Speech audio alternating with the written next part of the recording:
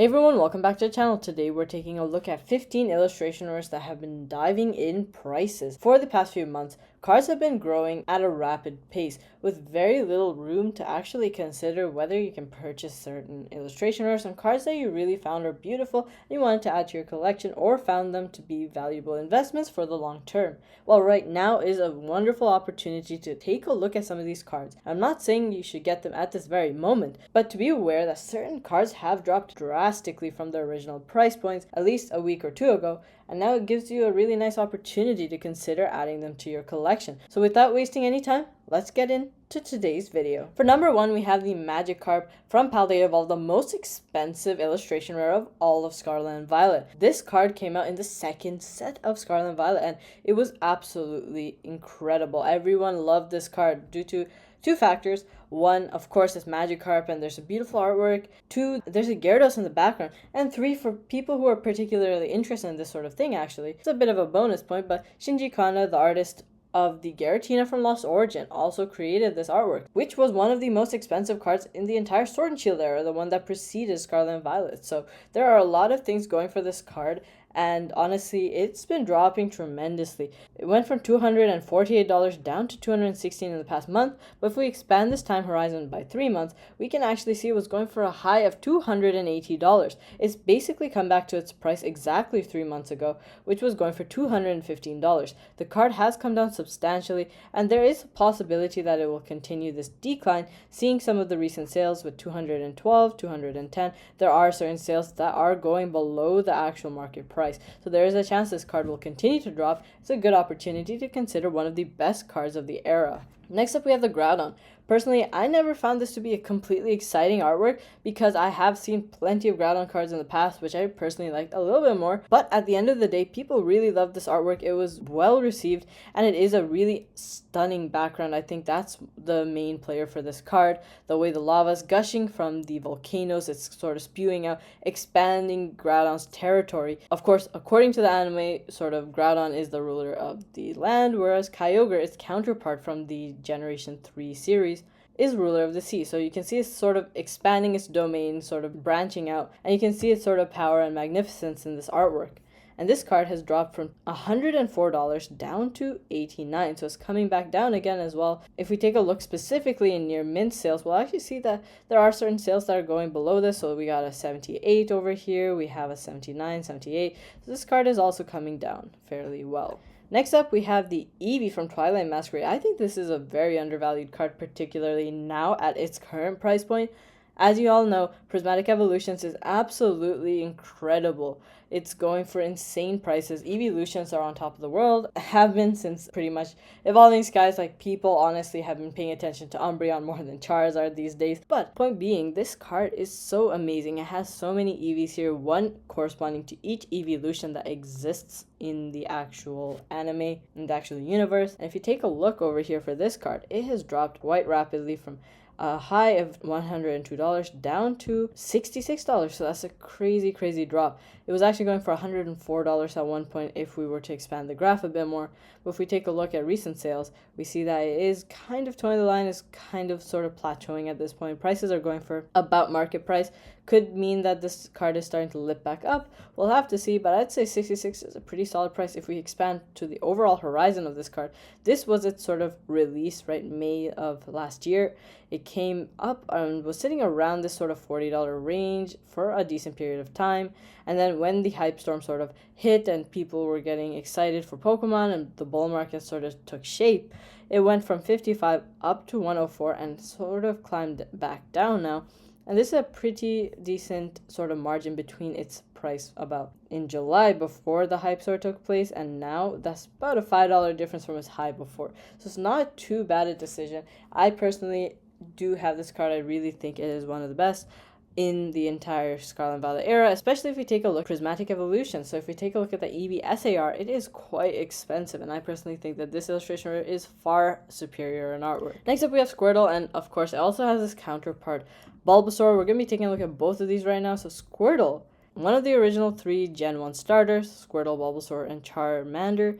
We have a really nice sort of trio of artworks. One is the Charmander that comes in the Obsidian Flames Elite Trainer box. And this Squirtle and the Bulbasaur came in Stellar Crown. So if we take a look, we actually have Pidgeys in all of these artworks, which is a really nice connecting point. And we also see a really nice personality-driven card here. Squirtle being mischievous, sort of using water gun on this Pidgey, irritating it.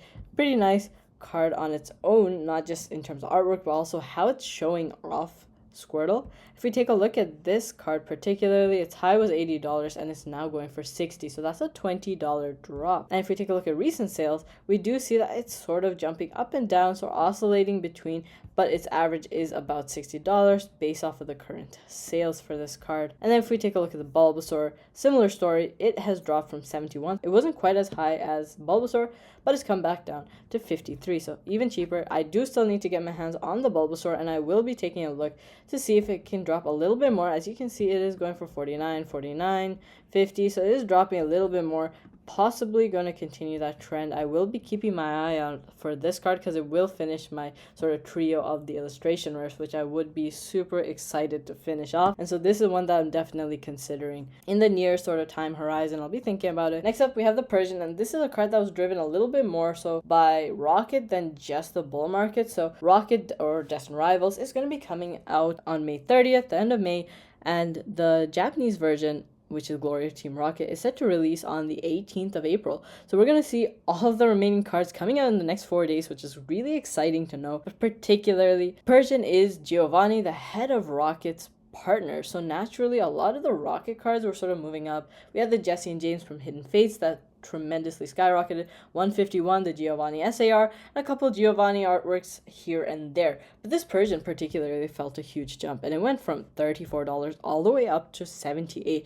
Actually, a bigger jump if you expand the time horizon. You'll see that it went from $21 in October up to $74, and now it's sort of coming back down. It's going for $48. Undoubtedly, this one and the Houndoom are the best artworks on Shrouded, but for me personally, I think the Houndoom is a little better. Persian, less of a popular Pokemon, less of a history of being valuable in the TCG compared to something like Houndoom. So I do think this was overvalued to begin with, and I still think this is quite valuable for what this card is. I am expecting a Persian SAR though in Destined Rivals, so we'll have to see a lot of factors sort of playing into this card.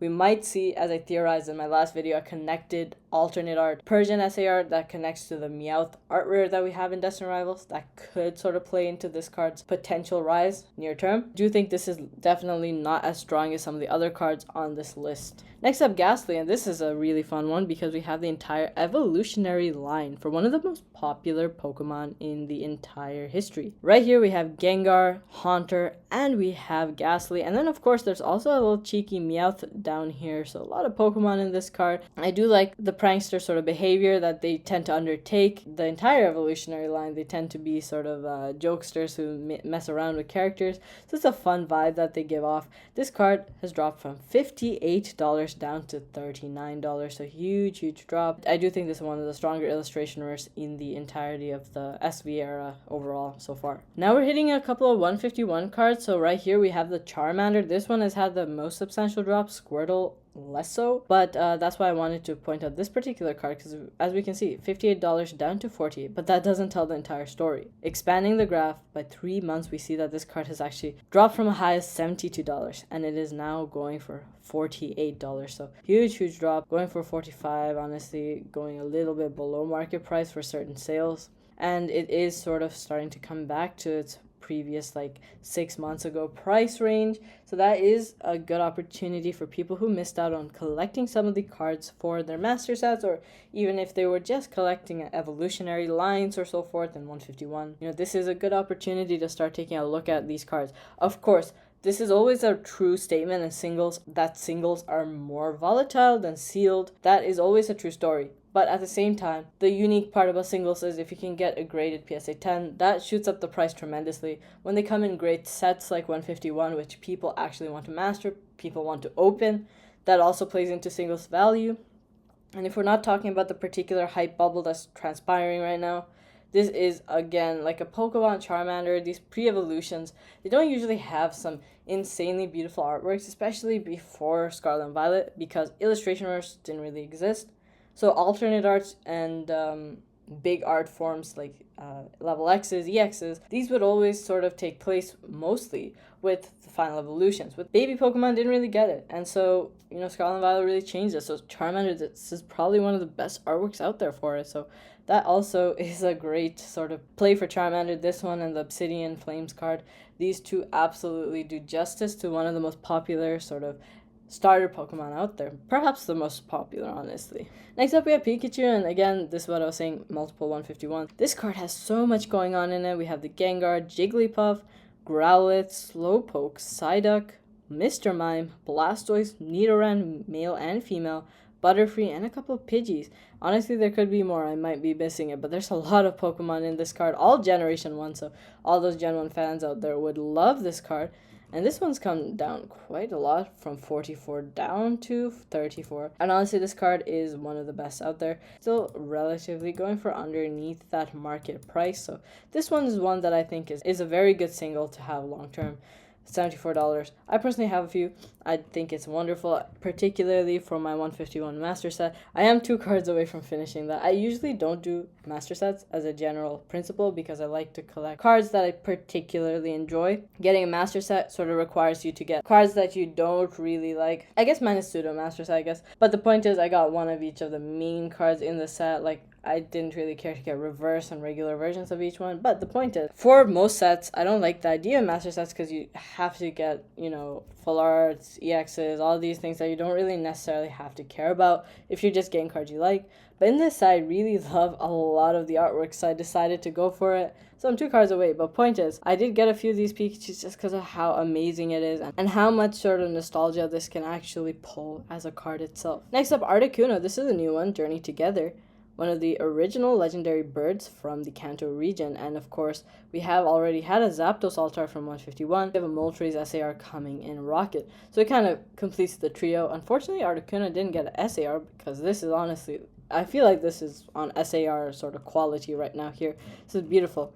And this card is going for a pretty penny less than its pre-release price. This is to be expected, of course, this drop right here, because that's about pre-release to release. But after that, it's actually continued its descent, particularly due to, and I hear people saying that this pull rates are amazing for the set compared to Prismatic, of course, but if we compare it to something like Surging Sparks, it's only one more illustration rate compared to this sort of sample sizes. In my opinion, the value for these cards is lower because of the smaller set. If you open an equivalent amount of Surging Sparks versus Journey Together packs, maybe you open 100 packs each or 1,000 packs each, you're definitely going to get more doubles in this set comparatively because there are far fewer SARs and art rares out there. So this has driven the price down for this card, but at the same time, it's a beautiful one, and it has come down. So if you're really a big fan of Articuno or you just really love this art, there's a possibility it could continue to drop, or it is quite low compared to what it was going for before. Another one that I think is fantastic is connected art to the Latias from Surging Sparks, the SAR, and it forms one of the best connected arts, I have to say, from SV. Just beautiful. We have that humongously popular tag team Latios card, of course, from Team Up from Sun and Moon, and that card goes for over $1,000. Now, if you take a look at this Latios, it's going for a pretty good price. Honestly, from release itself, it's going for far less than it could be compared to a lot of the illustration rares. So it dropped from its pre-release down, I think it was around here, $40-ish, sort of maintained that value. And with the IR crash, it's sort of coming down to $29. This is one I don't have in English, I have in Japanese, but I'm very keen to pick this one up as well if it drops a little bit lower. Next up, we have Sterilage, another Surging Sparks card, and we see this card has also dropped quite a bit, $42 down to $23, so about a $20 drop, so that's pretty amazing.